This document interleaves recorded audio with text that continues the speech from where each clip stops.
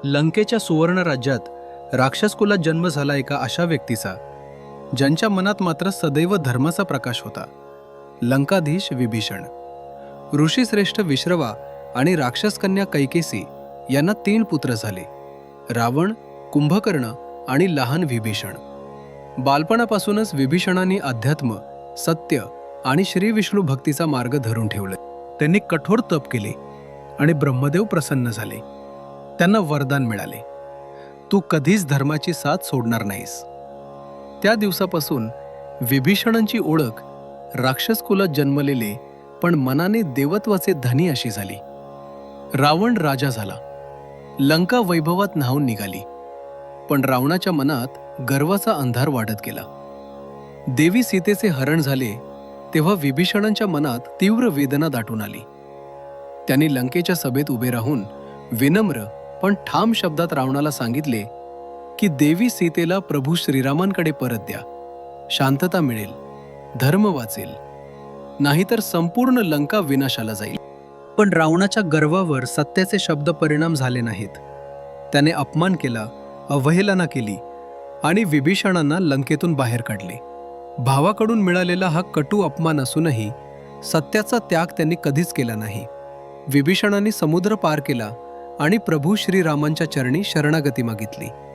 काहींना शंका आली की हा तर शत्रूचा भाऊ आहे, पण प्रभू श्रीराम धर्माचे मूर्तिमंत स्वरूप आहेत. त्यांनी स्पष्ट सांगितले, जो माझ्या शरण येतो तो माझा. शरणागताचे रक्षण करणं हा माझा धर्म आहे. आणि श्रीरामांनी विभीषणांना आपल्यात सामावून घेतले. त्या क्षणापासून ते रामसेनेचे मार्गदर्शक झाले. लंकेचे रहस्य, कुंभकर्णाबद्दलची माहिती, मेघनादाच्या शक्तीचे भेद, रावणाच्या रणतंत्राचा उलगडा, विभीषणांनी प्रत्येक क्षणी प्रभू श्रीरामांना मदत केली. ते धर्माच्या विजयाचे गुप्त सेनापती होते. युद्धभूमीत रावणाचा पराभव झाला, लंका पवित्र झाली आणि अधर्मावर धर्माने विजय मिळवला. श्रीरामांनी विभीषणांना लंकेच्या सिंहासनावर बसवले, धर्मपालक राजा म्हणून.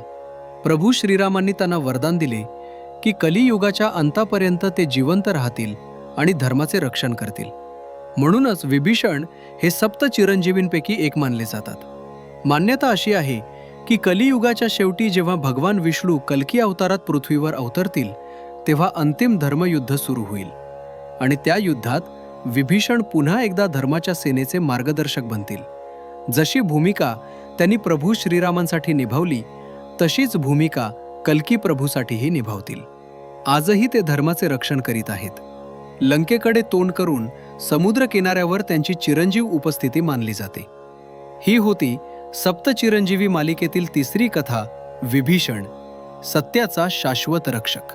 या मालिकेत पुढे आपण भेटणार आहोत हनुमान, परशुराम, व्यास आणि कृपाचार्यांना.